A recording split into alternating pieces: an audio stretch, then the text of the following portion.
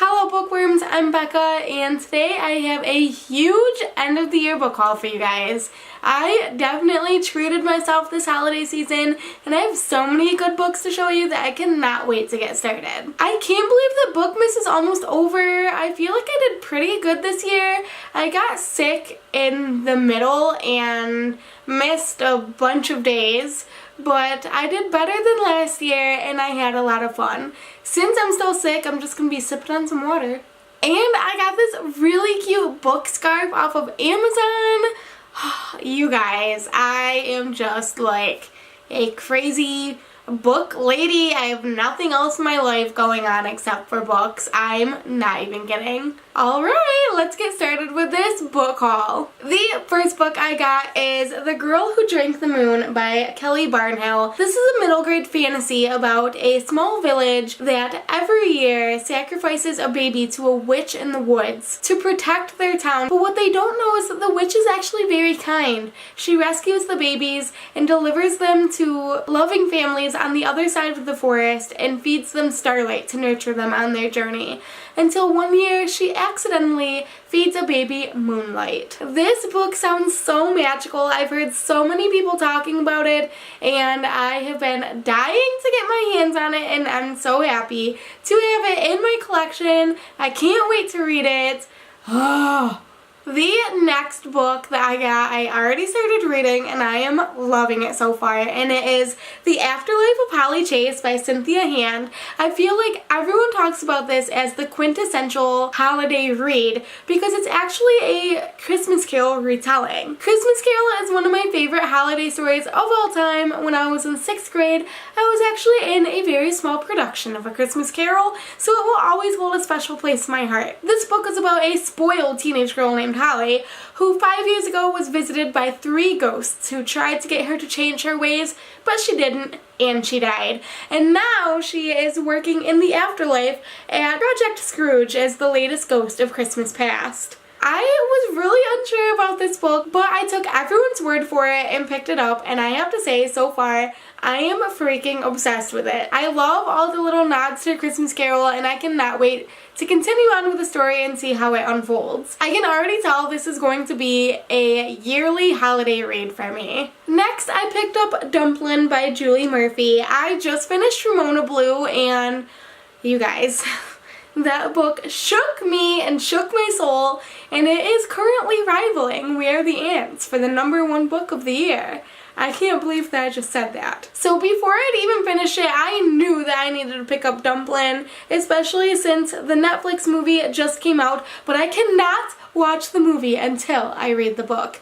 If you don't know, Dumpling is about self-proclaimed fat girl Willow Dean, who's called Dumpling by her former beauty queen mother, and she feels very at home in her skin and she's confident in herself. That is, until she meets Beau. After starting a relationship with Beau that should give her more confidence, Willow Dean finds herself doubting the person she is, so she goes to drastic measures to gain her confidence back by joining a beauty pageant. Y'all, I just was not sure about this book. I know that everybody loves it, but the premise doesn't seem like something I would be into. However, after reading Ramona Blue, I want to gobble up everything this woman puts out, and I am not even kidding. I cannot wait to absolutely devour this book and then of course watch the Netflix movie, which everyone is definitely raving about as well. The next book that I picked up is 4321 by Courtney Stevens.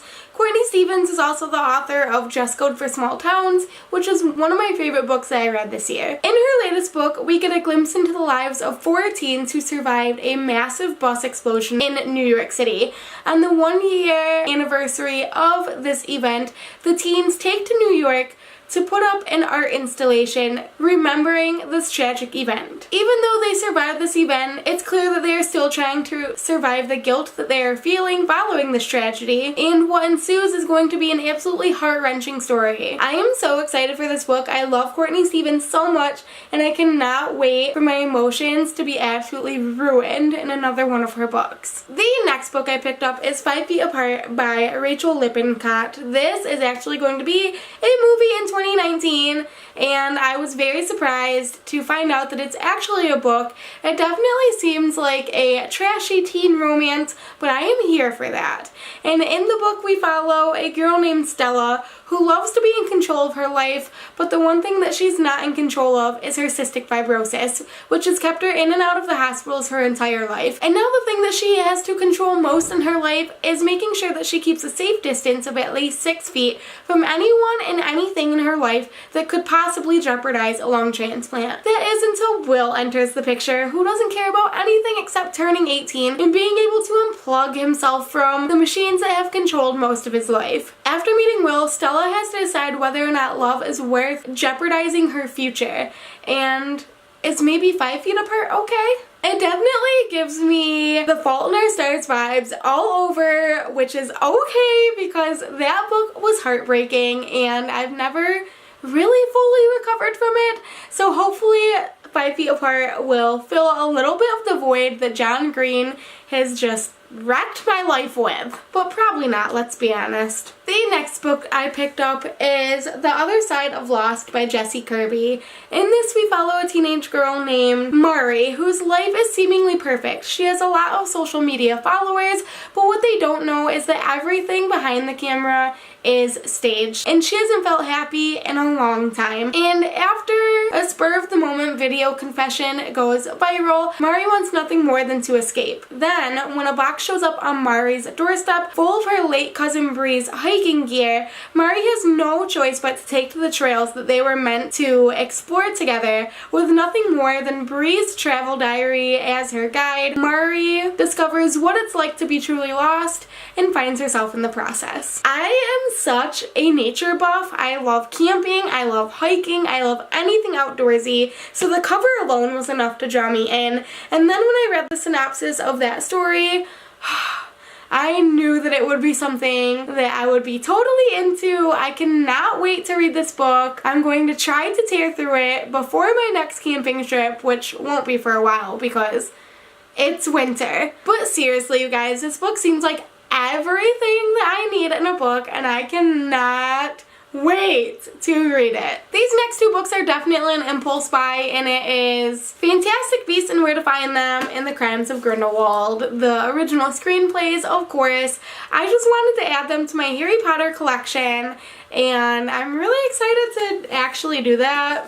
I've never read a screenplay, but I mean, I read plays all the time, and I read the hot mess that was Cursed Child, so this shouldn't be too terrible. Next, I picked up Dear Evan Hansen, the novel, and I don't actually know which came first, the novel or the musical, except I'm thinking that it was the musical. I don't know anything about the musical or the book, except that people are freaking obsessed with it, and I saw the book at Barnes & Noble.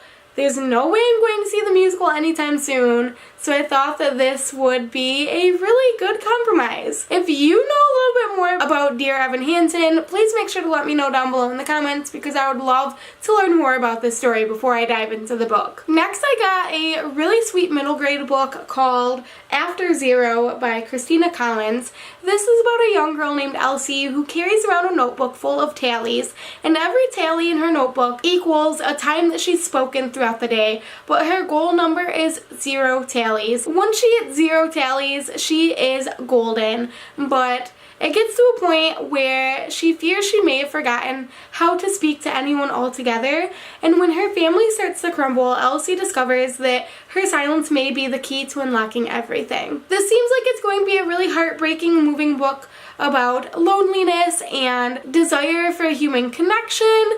I'm loving middle grade books lately, and I don't think that this one is going to disappoint. Next, I picked up a really interesting sounding YA book called Come November by Katrin Van Damme. And in this book, we follow a girl named Rooney whose mother recently lost her job, but even worse than that, she started following this cult of people who thinks that the world is going to end on November 17th. And even worse, her mother is trying everything she can to get Rooney and her younger brother to join along with her fanaticism. So when her family starts to crumble, Rooney is scrambling to hold everything together, but will saving the family mean that she has to sacrifice her dreams? I have this really weird obsession with cults.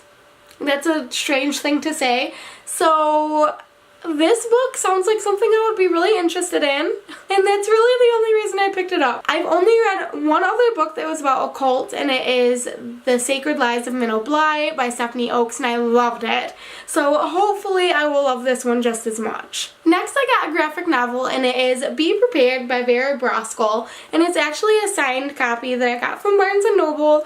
I was drawn to this graphic novel because it is a memoir of Vera's childhood going to summer camp. I've heard other people talk about this book and say that it's nothing spectacular, but just the nostalgia of camping and going to summer camp when I was younger myself, and it seems like Vera didn't have the best time, and I had a really hard time my first time at sleepaway camp, so I feel like maybe I can relate to it. I'm just excited for it, okay? I am feeling outdoorsy in the middle of winter, and I needed something to tide me by until summer, okay? And the last two books I got were also kind of an impulse buy, but also ones that I've been thinking about getting for quite a while, and it is The Savage Song and Our Dark Duet, both by Victoria Schwab. I don't really know much about this series. I know that it's been out for a while and everyone loves it, and it has to do with music and demons.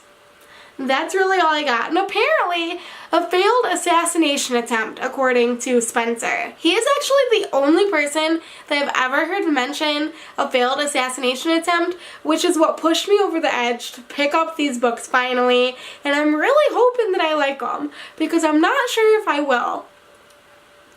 That was a lot, y'all. There you guys go. Those are all of the books that I have acquired at the end of 2018. Can you believe that this year is almost over? Oh my gosh. And that tomorrow is Christmas? Where has this year gone? I've only read like 25 books, so it hasn't gone that far for me. I'm hoping that 2019 will bring lots of other really great books my way, and I hope that you guys had a really great reading year as well, and that you're looking forward to 2019 just like I am. Okay, thank you guys so much for watching my book haul, and I hope that you have a great rest of your holiday season, and I will see you next time.